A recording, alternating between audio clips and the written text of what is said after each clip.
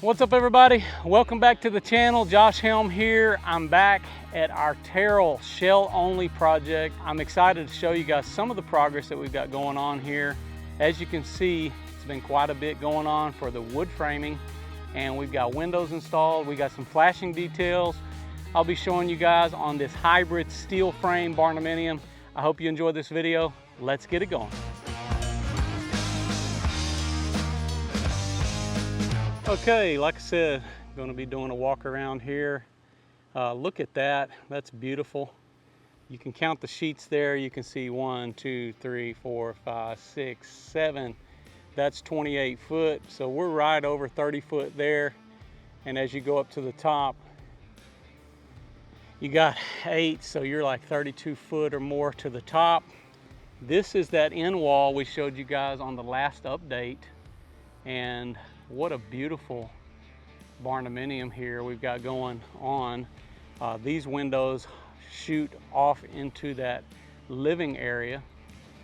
I'm going to kind of walk around outside and sort of give you guys a perspective. It's really bright out here, but you can see all the progress we've made. We got this bump out over here. They've left these windows out for the moment. I got a couple details to take care of on that side, but this is what's happening here on the outside. You can see the living's on this side. Our shop is over there. I'm going to show you some of our details that we got on the windows on that area, but let's go inside. I want to show you guys some of the progress there. So this is the porch side. Looks out over a beautiful pond that they have out here, which everything's still in site work. So as you can imagine, all this is going to be finished up, graded up nice. But this porch space is what it's all about right here. And you can see this is going to be a covered porch. You got natural light that's going to be shining in through the living. Let's show you guys a couple details right here. This is our standard detail we do at the base. Now, I spent a lot of time showing you guys some of our framing seal methods that we use for the seal on the last video. But here you can see we're taking additional measures here. This is all liquid flashing that we're using on the outside. You can see that the living quarters is 1.5 inches higher than the porch. That allows for a good barrier all the way around, and it gives us an extra place to seal there, where we'll take our framing all the way flush to this concrete on the outside. So we've already began some of our liquid flashing methods as well. And as you go further down, you can see where the shop transitions, and there's a divide here, but I'm going to show you some of the interior layout here. Check it out, guys. It's a beautiful, big, open, spacious living quarters that we have here. I told you guys the overall frame is like 88 by 57, including the porches, so you got a little less space here on the width, but like I said, 30-something feet or 30 feet to the top peak. We've got the fireplace that's inset over there, which is a pretty cool setup. You guys saw us on the last video standing up this wall. Now they've got the rest of this all framed up. You can see the amount of space that the hybrid steel frame gives us when it comes to ceiling height. We've got a lofted area over here, which I'll go up to here in just a second and show you the upstairs. But this gives you sort of a layout. Your kitchen's going to be over here. You'll be able to come in through the shop area from that side over there. And then you're going to have all this accessibility looking out over the beautiful countryside and enjoy some natural light. Today, I was going to show you as well, the guys have taken some additional methods using our Lexel Sashco product all along the inside. You can see that glistening there all the way across the seal. So not only do we have the seal underneath the boards as well, but we've got it here, we've got it on the outside, and we've got the seal in there too. So as you can see, it's right there. This is our steel post that goes all the way up to the ceiling. And you can see this supports the main roof I-beam that runs up there. And we've got some horizontal framing that goes up there, which supports these eave purlins across there. We did talk about this in the last video, so you see a little more detail there. This is just a real raw update. Drew's not out here with me, so it'll be a little rougher than normal. You can see we've got this is a toilet room off of this main master bathroom, I think, which is what we got here. I'm kind of going into it from one side to the other. But you can see we have a toilet, we have a little closet, we got a pretty large master bathroom. You've got the walkway that leads to a very large closet and a big master bedroom right here on the downstairs floor, which is going to have a very large window lookout right there. So this was actually designed differently as a part of this outer area. So we'll be adding some additional ceiling off over this area to give us a lot of protection along those areas. Now this is sort of a walkthrough, just a little added privacy area as you go to that master bedroom. That's got a special touch to it, I feel like, that is a pretty nice touch. You can see up in the ceilings we have the open web joists. This gives a lot of flexibility for design when it comes to air conditioning. This is a 16-inch open web floor truss, engineered. All of our exterior walls are 2x6s. So as you go all the way around, those are all 2x6s all around the whole perimeter of the living quarters, even over into this space, which is dividing between the shop and the living. We do that to give a continuous continuity of, how many ways can I say it? Just predictability when it comes to air sealing for the clients. This is something we do throughout on all of our builds. This is a 10-foot ceiling where your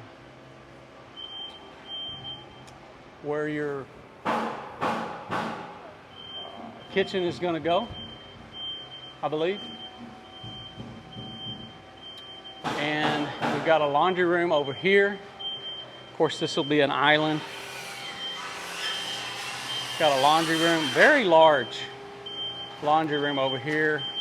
We'll be doing a final walkthrough on this for the overall wood framing. This is a very rough update. Look at all that extra storage under the stairs here that comes off the shop. It's really nice. You even got a little space here. You could, a lot of people like to modify this, make it like a little dog house or something right here, but this is going to be in the kitchen, so probably not going to do that because this is going to be your kitchen wall. But that's just an idea. Let's go upstairs.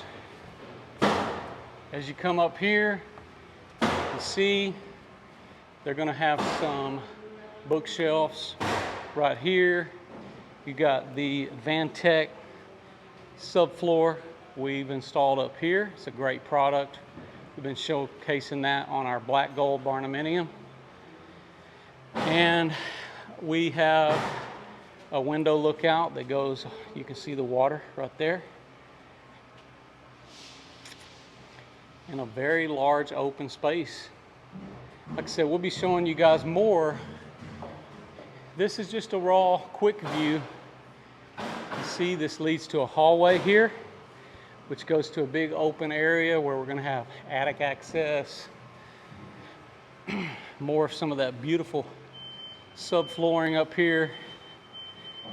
The 3/4 inch Advantech subfloor. And we got a lot of large windows over here looking out. Big room. So we got the 2x6 walls, as you can see, they go all the way up. You can see some of this steel. Now, you can see our hybrid steel frame. This is our traditional setup, the way we've been doing it for years with the exposed steel.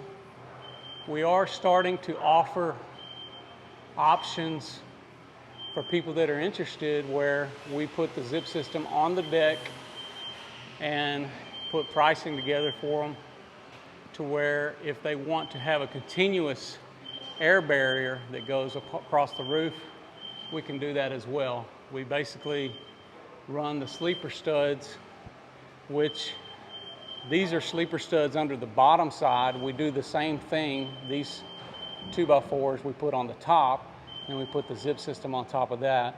That's what we did on our black gold Barndominium, and that would give us a barrier when it comes to air tightness. Now what we do currently in our climate zone is we use closed cell foam directly to the metal. That's something that we do to ensure no condensation, but the clients will have to do that on this directly to the metal. They have to use closed cell foam. So this is a big open, I'm assuming like a game room up here, and then a little closet. Additionally, you have another, that might have been a bedroom actually, I mean a bathroom, but since there's no plumbing up here, it's hard to tell which rooms are what. I think you probably will have another bathroom up here somewhere, maybe a couple. Maybe that was not a closet, that was a bathroom over there. I'm not looking at the plans. Super nice, large shop with this extended porch that comes over top. Amazing amount of space that's going to be for the cover. Here you're looking at our steel frame. Now this is how we exclusively do our shops, and what I'm going to tell you about right now is how we're doing this and why we're doing it. So we started doing zip system around our windows in the shops. This is more so just for an added safety measure, because we've had a couple little problems in some instances where that spray foam steel gets behind where the J-trim, between the J-trim and the panel when it gets sprayed. So this is a solution that we've come up with. It gives it lots of extra protection around the window, so that when they use spray foam on the back side of that, those panels will not push out. And this is one way that we're going about to help make sure that that's not a problem. You can see there's a lot of windows in this shop, and I told our guys, I said, we need to make sure we give plenty of protection for that, because these windows are high. That means you're going to get a lot of exposure to the wind and rain, and just don't want our clients to have problems. So when it's all said and done, we will have our panels on the outside of this, and once they spray foam and all that, you'll never see any of the backside of that. It won't look any different mostly. And it all works well if they decided to run wood panels or whatever, or metal panels on the inside. They could do that as well. You see the guys are up here working, doing our liquid flashing and running zip tape, because we treat this wall the same as all of our exterior walls on the outside. As you can see, he's using the liquid flashing around all the nail heads to make sure if there's any high nails. This is just some of our air seal techniques that we do. And then he's going all the way up to the top. You see him rolling the wheel roller right now. That's part of the guarantee. If you don't roll the wheel, you don't have a warranty. And the wheel has a little stamp on it. This is like a mechanical closet that's going in here, but our air seal is actually going to go behind that. This will have its own air seal on the outside of it. So it's a pretty high shop in here. It gives you a lot of space. As you can imagine, you could almost add a second floor to all this pretty easily, especially since you got all of the windows. This does have a high door right here, but a lot of expanding options on this build. So if you look at the back side of the windows for the framing, you can see we're using base angle around it. Now this is not exactly the way we do it every time, but our steel guys, this is the way they did to accomplish it. They used more base angle than we would have normally.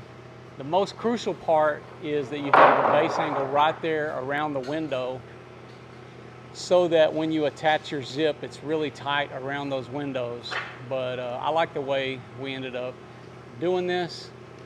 It looks good, and there's a lot of protection there, and strength all the way around those windows too.